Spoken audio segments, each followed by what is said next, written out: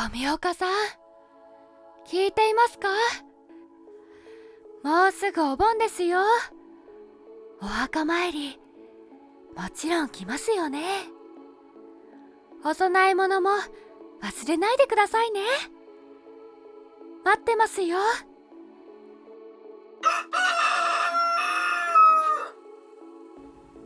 夢か。当然だ。胡蝶はもうこの世には。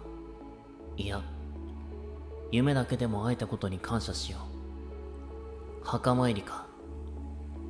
そうだな。お盆が来たら、人が少ない時間に行こ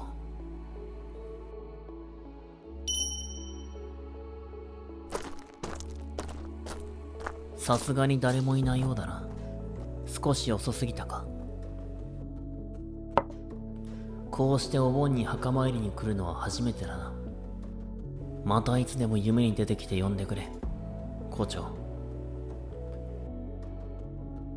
さあ、帰るとするか。また来る。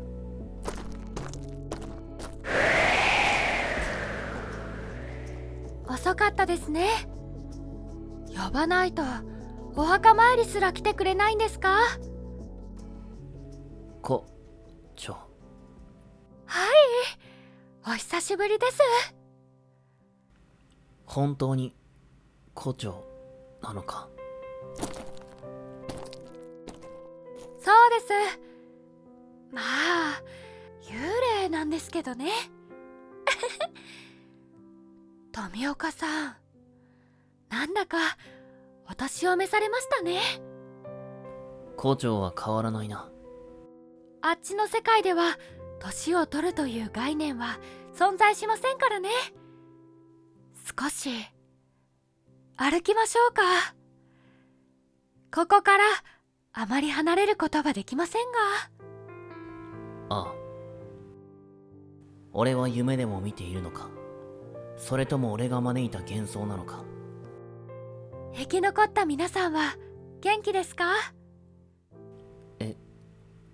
ああ。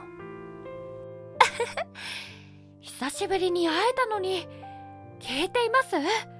富岡さん、本当に相変わらずですね。みんな変わりない。それぞれの生活を送っている。そうですか。それはよかった。富岡さんは私に聞きたいこととか話したいことはないんですか？そうだな。胡蝶に話したいことはたくさんあったはずなのに、生きている時に伝えられなかったこと、いや、伝えておくべきだったことが。でも、あの世はどんなところだ？そうですね。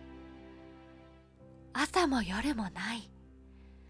夏も冬もない。疲れることや眠くなることもない。とても不思議なところです。胡蝶はそこで何をしているんだ？ただ見ています。常に見えているわけではないのですけど、それこそ不規則に現世が見えるんですよ。そうなのか。不思議なものだな。ところで富岡さん、ご結婚はなさったんですか？していない。俺は誰とも結婚はしない。なぜですか？ああ、まさかまだ嫌われてるんですか？俺は嫌われてない。あ、どうした？胡蝶の体が透けている。まさかもう消えてしまうのか？胡蝶、あとどれくらい？やはり分かってしまいましたか。あまり時間はないようです。もう少し一緒にいられると思ったのですが。消えないでくれ。俺は何も話していない。まだ何も。富岡さん、今日はお盆です。本来であればご先祖様がお墓を抜け出し家に帰る日なんです。そうだな。私の帰るべき場所は蝶屋敷。ここにいていいはずがないんです。それに胡蝶は俺の先祖ではない。赤の他人だと言いたいんだろ。そこまではっきり言わなくてもいいじゃないですか。まあその通りです。こんなすぐに別れが来てしまうなんて。俺は何をしているんだ。早く胡蝶に伝えなくては。富岡さん、またお会いできて私胡蝶、は。黙って聞いてくれ。いえ、聞きたくありません。私の話を聞いて。胡蝶、時間がない。だから聞いてくれ。俺は胡蝶のことを。富岡さん、それ以上言わないでください。本当に聞きたくないんです。どうして、なんでなんだ、胡蝶。富岡さん、本来ここにいるべきではない私がなぜここにとどまれたかわかりますか？そうだな。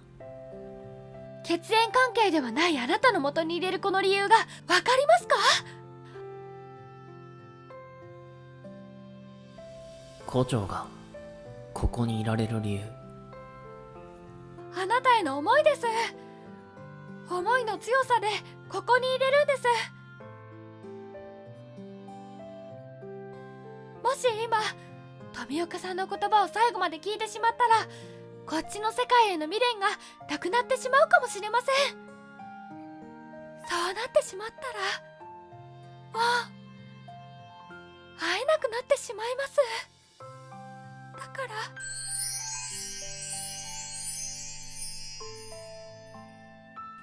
胡蝶、待ってくれ。まだあと少しでいい。また来年ここで会えたらいいですね。そうじゃなくても富岡さんが展示を全うするのをあっちで待っていますね。胡蝶、俺はお前のことを。いつかきっとこの気持ちを君に伝える。待っていてくれ。